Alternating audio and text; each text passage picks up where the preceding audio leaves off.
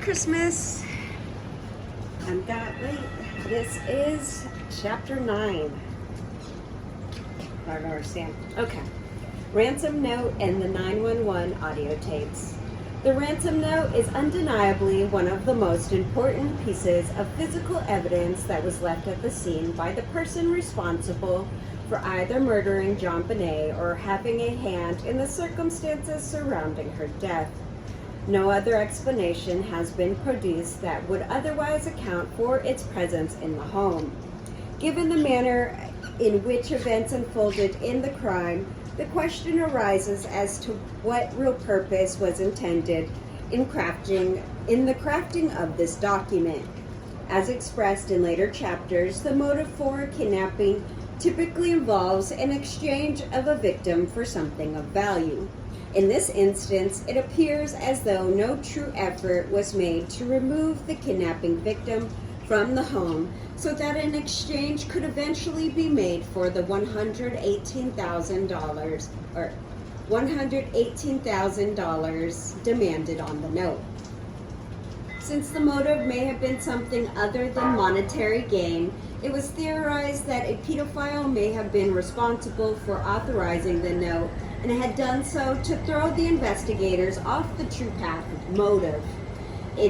In spite of a demand for ransom, some investigators theorized that the perpetrator of this crime was a disturbed child molester who had developed a raging obsession with this beautiful little girl.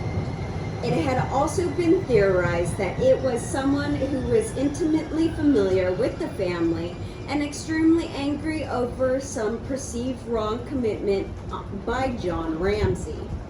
Had this individual set out to destroy Ramsey's life by torturing and murdering his daughter? Or was it another motive? Had someone in the immediate family crafted the note to draw suspicion away from a family member's involvement in the death of JonBenét? If this was the case, was JonBenét's death an accident or one of premeditation? Those were the perplexing questions facing investigators as they attempted to piece together the puzzling aspects of this child's murder. Patsy Ramsey described the circumstances under which she first found the note, but she was not clear as to whether she had carried it upstairs to John when she rushed to JonBenét's bedroom, or if he alone had been responsible for removing it from the spiral stairs threads. Under these circumstances, one or both sets of fingerprints should have been found on the note. One thing is certain, however, the only latent fingerprints found on the note belonged to the Colorado Bureau of Investigator Forensic Handwriting Examiner Chet Ubowski. No other latent fingerprints were located either for Patsy or John Ramsey or the kidnapper who had left the note behind to clarify their alleged motive for the commission of the crime.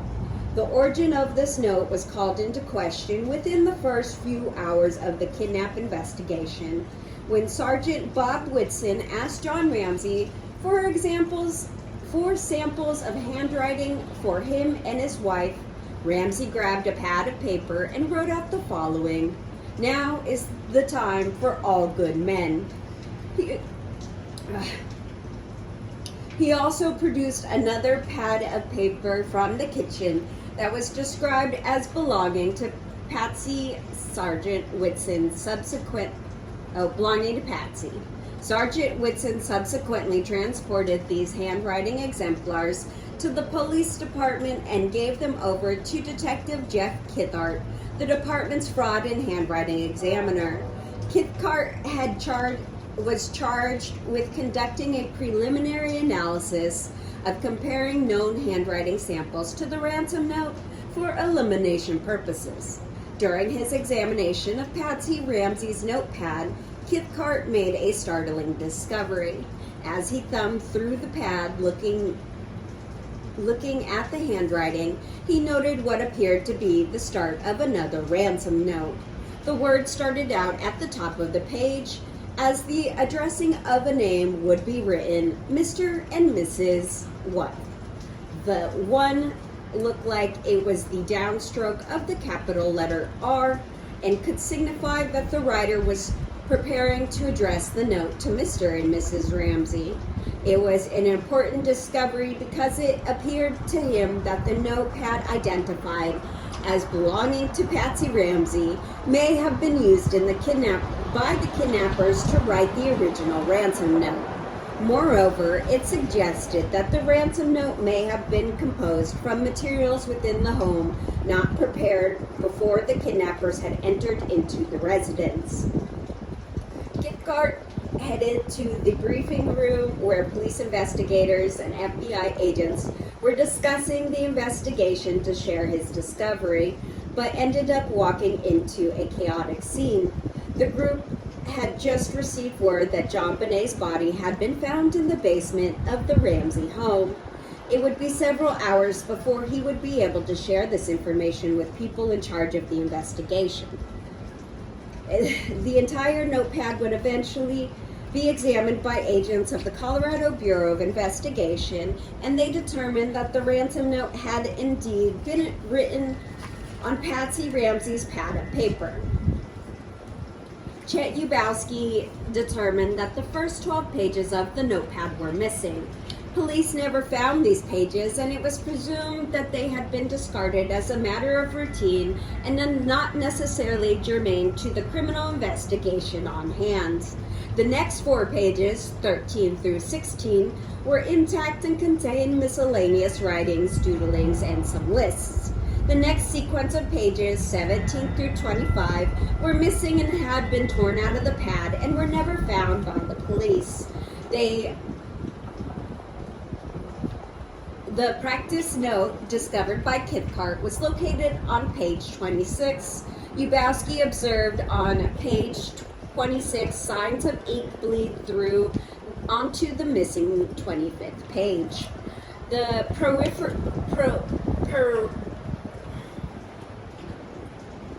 perforated tabs at the top of the sheets of paper on which the ransom note had been written were matched to the torn tabs remaining on the notepad. Comparison of the torn segments to the 3-page ransom note matched the missing pages 27, 28, and 29. To investigators, it appeared that at least 1 and perhaps 2 attempts had been made at starting a ransom note on page 25 and 26 before the final product was completed on pages 27 through 29. Ubowski further advised investigators that based upon his examination of the handwriting on the ransom note and known samples collected from Patsy Ramsey, he believed that 24 out of the 26 letters of the alphabet matched her handwriting style. 7 latent fingerprints were able to be developed.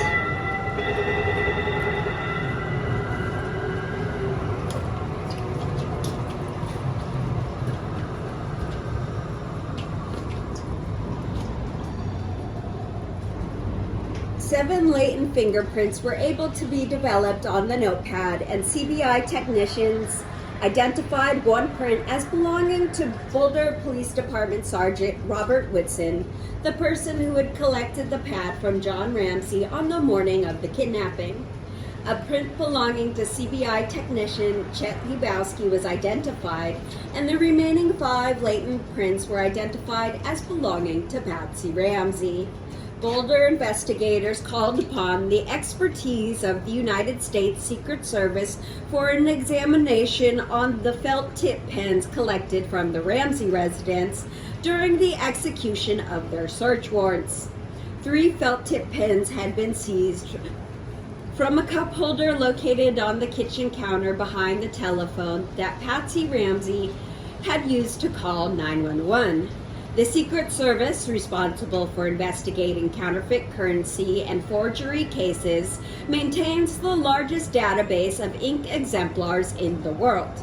They examined the ink from each of the writing instruments submitted by Boulder authorities and eventually identified a pre-November 1992 water-based Sharpie felt tip pen as the instrument that had been used to write both practice and ransom notes.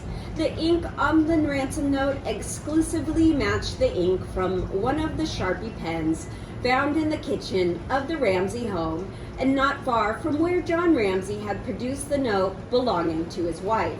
The combination of the CBI and Secret Service forensic findings were significant. It meant that the author of the note had used instruments found within the home to craft their ransom demand. To investigators, this information meant that the perpetrators had not been very well prepared.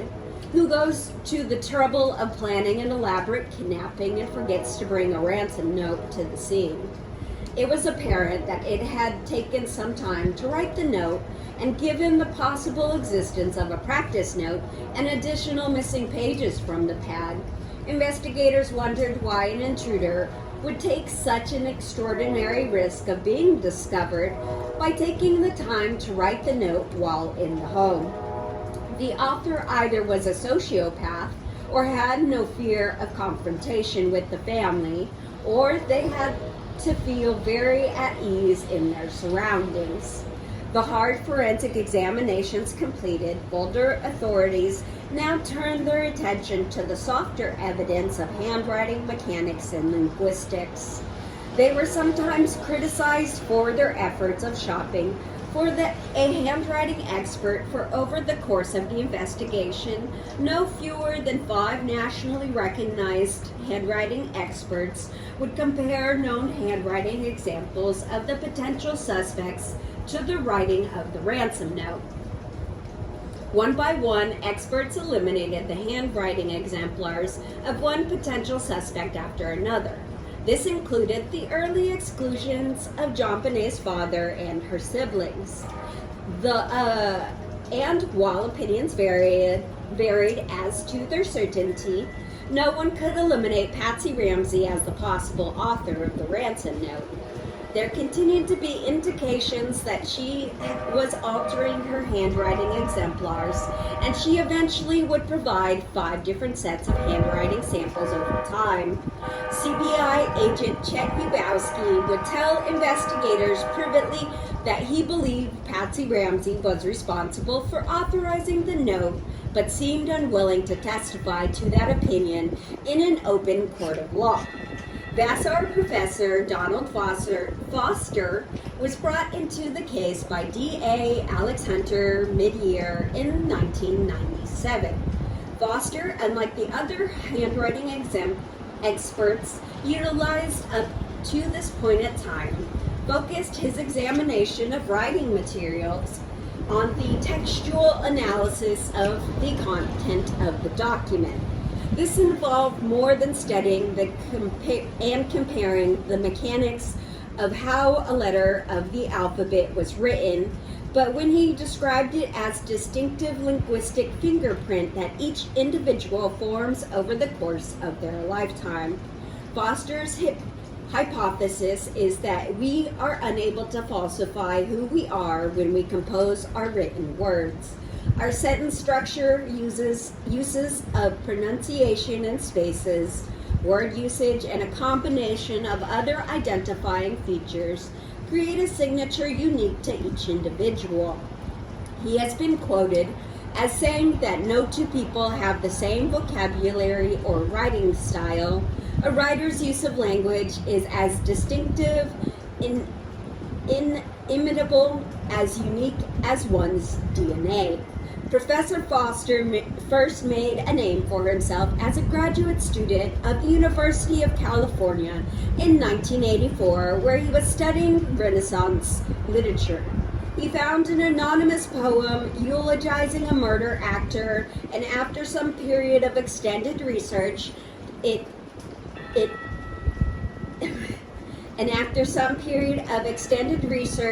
proved it to be the lost 1612 work of William Shakespeare. Years later, after having further refined his technique, he discovered the identity of the author, who anonymously wrote the highly publicized book Primary Colors. Foster utilized a computer program to search for similarities of the sentence structure and the phrases used in the book to compare them to well-known writings of other individuals. Newsweek columnist Joe Klein published writings stood out, and Foster identified Klein as the anonymous author of the work. The textual analysis and syntax discovered over the course of the computer search revealed Klein's favored use of adjectives like lugubrious, lugubrious, and puckish. More specifically, Foster discovered that Klein had used the phrase tarmac hopping in both a column and in primary colors. It took Klein 6 months of denial before he finally admitted to authoring the book. Though Foster was primarily a scholar, his detective work regarding textual analysis would eventually lead to his participations in many crime cases, including the infamous Unabomber investigation.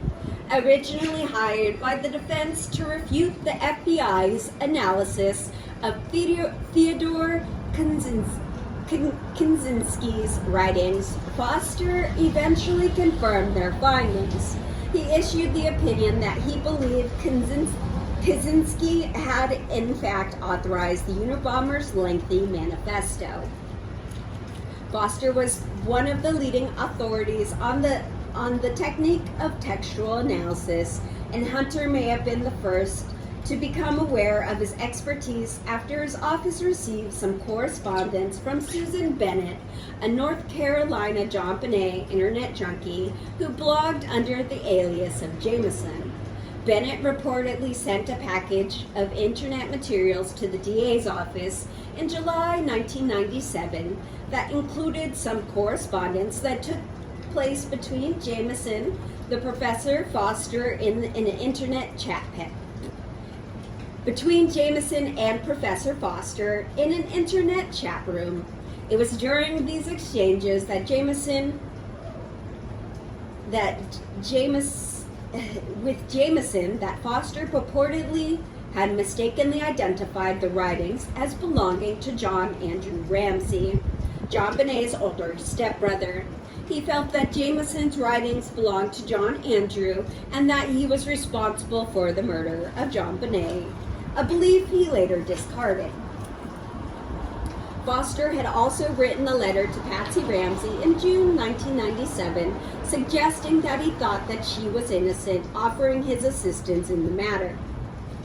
Hunter decided to send to Foster the handwriting examples of a couple other key suspects in the case, Santa Bill and Janet McReynolds.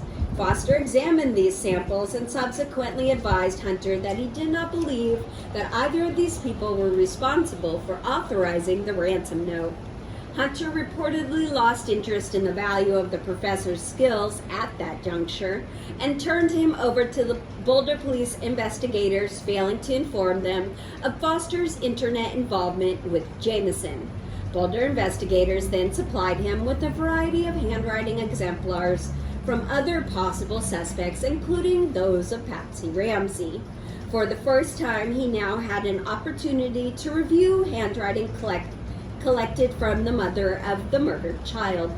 After a couple of months of review, Professor Foster was ready to share his findings and traveled to Boulder in March of 1998 to give a presentation on the documents. As described by Detective Stephen Thomas, Foster conducted a day-long presentation for police and prosecutors on his conclusions. In my opinion, it is not possible that any individual except Patsy Ramsey wrote the ransom note. And he proceeded to build a wall of linguistic evidence before their eyes, brick by brick. Foster explained that language is infinitely diverse and that no two people use it in quite the same way. They do not have the same vocabulary, use identical spelling and punctuation, construct sentences in the same manner, read the same books, or express the same beliefs and ideas.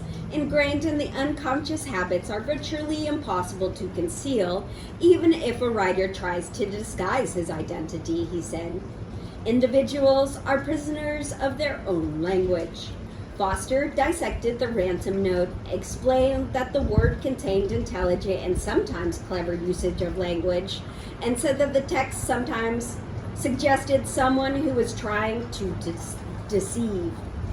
The documents he studied from Patsy Ramsey, in his opinion, form a precise and unequivocal match with the ransom note. He read a list of unique matches with the note that included such things as her penchant for inventing private acronyms, spelling habits, indentation, alliterative phrasing, metaphors, grammar, vocabulary, frequent use of exclamation points, and even the format of her handwriting on the page. He, Foster, pointed out how the odd usage and hence appeared both in the ransom note and in her 1997 Christmas letter. Investigators walked away from that presentation with the impression that a giant step had been taken forward in the case. A nationally renowned linguistic expert referred to them from the very office of the district attorney had proclaimed that Patsy Ramsey to be the one and only author of the ransom note. It was Foster's opinion that she had been unassisted in the construction of the wordage of the document. The manner of which Foster became involved in JonBenét's murder investigation generated a bit of controversy, however, and prosecutors left the presentation with an entirely different opinion. While Boulder investigators had no problem with his credibility, members of the district attorney's office considered him tainted goods. His internet exchanges with Susan Bennett prior to having had the opportunity to personally view the handwriting exemplars collected in the case had sullied his stellar reputation in the eyes of the district attorney's office. Professor Foster was a nationally recognized forensic linguistics expert who was willing to render an opinion on the matter of the identity of the author of the ransom note, and the prosecutors in the case chose to ignore his findings. 911 tapes. Investigators had requested a copy of the tape of the 911 call placed by Patsy Ramsey as a matter of routine. 911 tapes are regularly obtained in a major case investigations, and frequently their contents proved helpful as an investigative tool. Dispatcher Kimberly Archuleta had concluded her midnight shift on the morning of December 26, 1996, with the handling of the 911 call generated by Patsy Ramsey. She had driven home that morning, having a difficult time letting go of the emotions that had developed as the result of the kidnapping call.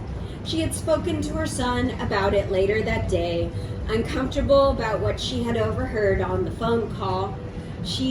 For some unknown reason, Archuleta was not aware of the outcome of the call she had handled that morning and didn't learn about JonBenét's death until she returned the next day for her regularly scheduled shift assigned at the Boulder County Regional Communication Center. Upon hearing of JonBenét's murder, Archuleta nearly became ill.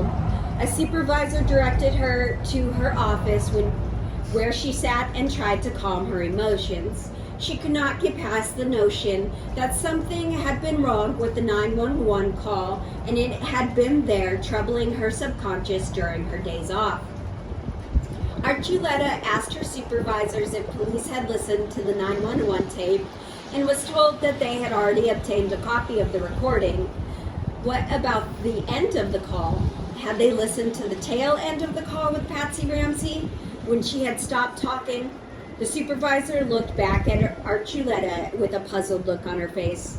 "What are you talking about?" she asked. "The 911 call didn't end when Patsy stopped talking to her," Archuleta explained. "The telephone line had not been disconnected immediately, and she heard a definitive change in tone of Patsy Ramsey's voice before the call was fully terminated." Archuleta explained that the hysterical nature of Patsy Ramsey's voice appeared to have dissipated, and that she thought that she had been talking to someone nearby at her end of the telephone line. Investigators needed to listen to that extended part of the 911 call, Archuleta told her supervisor. The 911 tape was subsequently sent to the Aerospace Corporation located in Los Angeles, California, and technicians determined that there was an additional several seconds recording at the tail end of the call before the recording had fully been terminated. It was theorized that Patsy Ramsey had placed the headset of the telephone into the wall-mounted the cradle after the discontinuing her conversation with the dispatch center, but that it had not fully settled into place to disconnect the call. Aerospace technicians were tasked with attempting to enhance the tail end of the 911 call to determine if the voices heard there could be better understood. Through a series of electronic washings, technicians were able to reduce the background noise associated with the transmission of the telephone call, identified with 3 distinct voices conversing at the tail end of the 911 call. Several technicians listened to an enhanced version of the tape and compared notes on what they thought they had heard. Each technician reported that they had heard the same conversation. It was time to call Boulder authorities. Boulder Police Detective Melissa Hickman flew to California in late April 1997 to meet with the technicians. She too was provided the opportunity to listen independently to the enhanced version of the 911 tape. After Hickman had listened to the tape several times, she shared her observation of what she thought she had overheard with the technicians. Producing a previous set of handwritten notes, the technicians revealed their interpretation of the words spoken by the voices heard on the tail end of the tape. They all stared in amazement. Everyone who had listened to the enhanced version of the 911 tape had independently identified the same words and gender of the people speaking them. There were 3 distinct voices heard on the tape, and the conversation was identified as following. A male voice, angry. "We're not speaking to you." A female voice, "Help me, Jesus, help me." Young male, "Well, what did you find?" The discovery of this conversation taking place in the family home after Patsy Ramsey thought she had terminated her 911 call was of significant importance. It was a piece of evidence that pointed to the deception on the part of the Ramsey family. They continued to maintain throughout their statement that Burke had remained asleep in his bedroom during the events of the morning and that they had never awakened him or asked him questions about JonBenét's kidnapping. Proof of the Ramseys' deception was beginning to erode the foundations of the kidnapper-intruder theory in the eyes of the Boulder police investigators, and they contemplated the questions.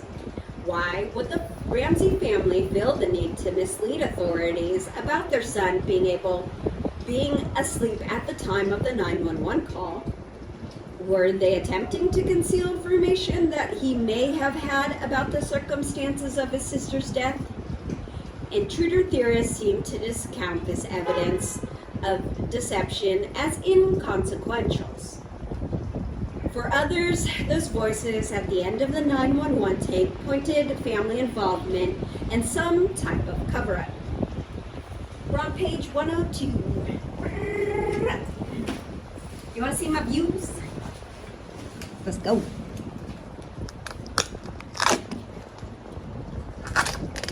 Merry Christmas.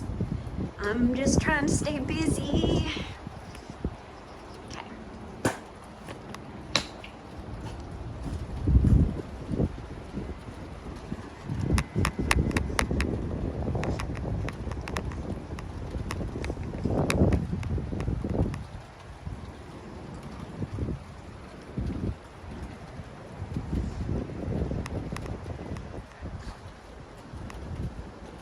See the views?